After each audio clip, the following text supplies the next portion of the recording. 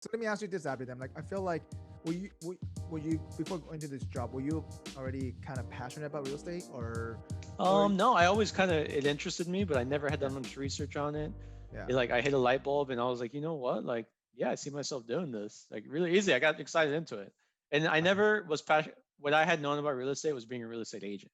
You have to go gotcha. show mom and dad their Mm, first time house, and like The that, I little was bubble, not passionate you about knew that. about the little bubble there, Yeah, like, exactly. Yeah, but I didn't want to do that. yeah. But then I yeah, learned this side of the business, and I was like, my economic side awoken from me. I'm like, I could stay standard real estate economics here. We're coming from a crash, properties are low.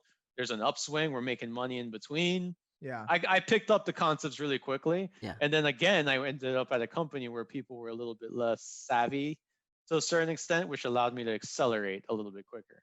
Because you think about these guys who started this company, young guy from yeah. FSU, it's probably only like That was he's his first maybe eight mistake. years. Yeah, he's probably like 8 years older than me. Yeah, he's probably like 8 years older than me. And I got his brother was also working there at the company who I became good friends with.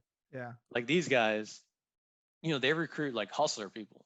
So like a Mm, lot of guys that were in here were like, hustler guys that were just really good on the phone and stuff like that. I was a different mold because most college kids aren't the best salespeople in some cases, right? Of course. Like the best I salespeople mean, I've met yeah. over the decade of being in sales usually aren't college educated. Most of them. No offense against like a lot of cases It's just a different in breed. in It's a in this different breed, though. business. It's a In different this breed. business, It yeah, takes a different breed in general at the end of the day. yeah, yeah. In this But business, why I'm why not why do you generalizing think for that that everything. is? It's because it's like a different, and that's where there's like a flaw to it because there's like a different edge to someone who knows less. Like a They're a little hustle bit more mentality? biased.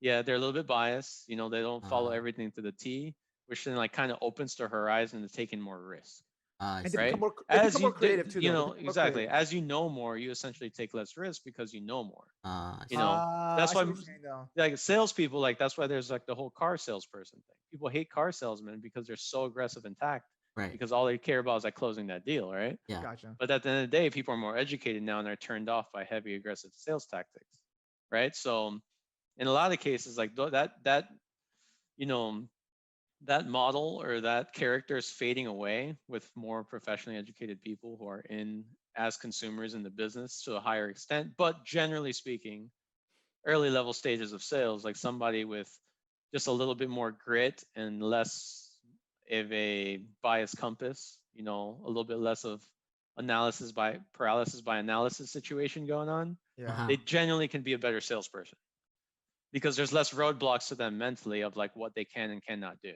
That makes sense. That makes sense? Yeah, that does make Yeah. Like sense. I was fortunate to go into real estate having a little bit more of a moral compass, for lack of a better word, Yeah. and then which allowed me to make better decisions, which built me better for long-term growth. Hmm. I So didn't make money as fast as possible as some of the other guys, but there were also people doing shady things, Hmm.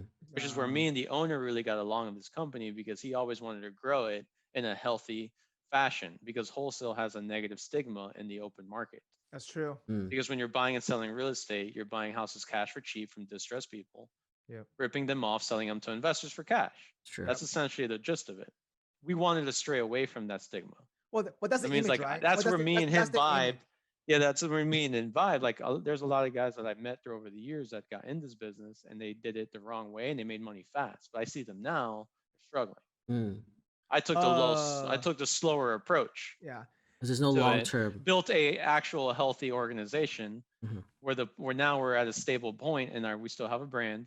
I still have my own brand because I still I'm in every facet of real estate you can think of, from Yep. property management to selling houses to buying houses to wholesaling houses. And like I've always maintained this like moral compass. I do things by the rule book of real estate with, a flexibility in between because I understand the facets of So, buying Abby, and let me selling ask you this houses. though: what drives you to keep that moral compass? I feel like in real estate that you Long have to. term, Well, not only I that don't want though. to be looking behind my shoulder. I watch too much of these Yeah. shows of like what's called American Greed. Look at Yeah. that one kid, which I've met a lot of people in this business that literally give me the vibe of the Fire Festival guy, and I've Oh Mm, always shit. been turned off by people like that. Big Gotcha. talk, shady shit, don't keep their word, like talk a big game, and that's like South Florida for you. If anybody knows or does business outside of a job and selling in South Florida, Miami-Dade and Broward County, like there's a lot of sketchy characters. You don't want your brand to be that kind of Exactly. No, I want to be like, I'm hardworking. I'll be flexible. Like I can, I'm not going to beat around the bush kind of approach, but like I do things the right way for longevity. Don't rip people off, and like that's always kind of been my approach, which realistically in our business slows you down a little bit. Yep. But at the end of the day, but it sounds kind of like a pay it forward thing, because like but it sounds like referral business grows over time. It sounds like it builds a relationship for you, and that relationship exponentially grows for you because people talk about you, right? Yeah, exactly. That was always my approach.